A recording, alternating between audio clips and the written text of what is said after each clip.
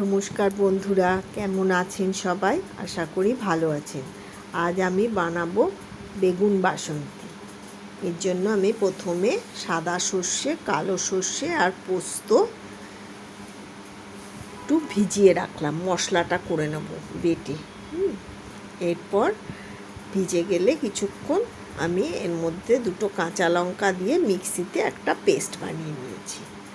আর এদিকে আমি এই ছোটো ছোটো 4টে বেগুন নিয়েছি। বেগুনগুলো ভালো করে ধুয়ে 4 ফালি করে নিয়েছি উপর থেকে, যাতে ভেতরে পোকা টোকা থাকলে দেখা যায়। বেগুনগুলোকে এবার নুন হলুদ মাখিয়ে নেব ভালো করে। আমার এই রান্না যদি আপনাদের ভালো লেগে থাকে তাহলে আমার চ্যানেলটা একটু সাবস্ক্রাইব করে দেবেন। আর এইভাবে আপনারা বেগুন বাসন্তী বানিয়ে খেয়ে আমাকে কমেন্ট করে জানাবেন কেমন লাগলো। আশা করি ভালোই লাগবে। গরম ভাতের সাথে এই রান্নাটা খেতে খুবই ভালো লাগে। নুন হলুদ মাখানো হয়ে গেছে। এবার আমি কড়াতে সর্ষের তেল দিলাম। এই রান্নাটা সর্ষের তেলেই করতে হবে। তেলটা গরম হলে বেগুনগুলো দিয়ে আমি ভাজবো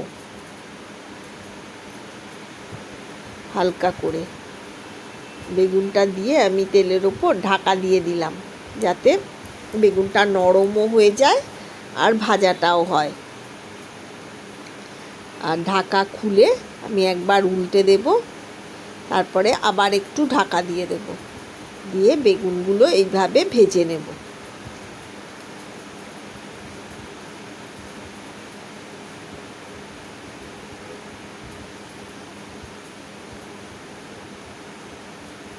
এই দেখুন আমার বেগুন ভাজা হয়ে গেছে। এবার বেগুনগুলোকে আমি তুলে নেব।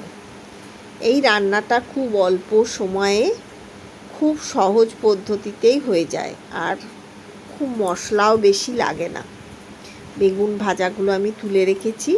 এবার কড়ার তেলের মধ্যেই আমি কালো জিরে আর কাঁচা লঙ্কা দুটো চিড়ে ফোড়ন দেব। ফোড়নটা একটু ভাজা ভাজা হলে আমি এর মধ্যে ওই সর্ষে পোস্ত বাটাটা দিয়ে দেব। কাঁচা লঙ্কা দিয়েই বাটা আছে। ঝালটা যে যেমন খাবেন সেই অনুপাতে দেবেন। আপনারা ইচ্ছে করলে 4-5টা কাঁচা লঙ্কা দিয়েও বাটতে পারেন। এবার এর মধ্যে আমি নুন আর হলুদ দিয়ে দেব। দিয়ে এটা ভালো করে একটু তেলের সাথে নাড়বো।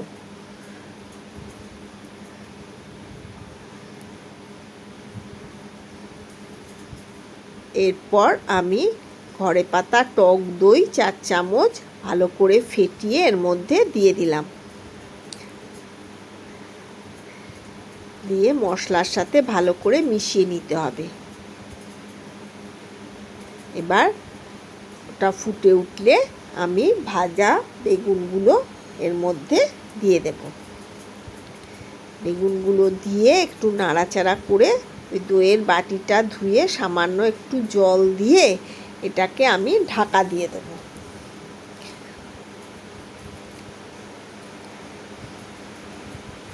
ঢাকা দিয়ে কিছুক্ষণ রাখার পরে আমি ঢাকাটা খুলে আর একবার উল্টে পাল্টে দেব বেগুনগুলোকে। এইভাবে নাড়াচাড়া করে নিয়ে আমি একটুখানি চিনি দেব। এই নিরামিষ রান্না একটু চিনি দিলে টেস্টটা ভালো হয়। তো আমার হয়ে এসছে, বেগুনটাও সিদ্ধ হয়ে গেছে, মশলাটাও ঘন হয়ে এসছে, তেল ছেড়ে দিয়েছে। এবার আমি নামিয়ে নেব। আমার বেগুন বাসন্তী একদম রেডি গরম ভাত দিয়ে খাওয়ার জন্য।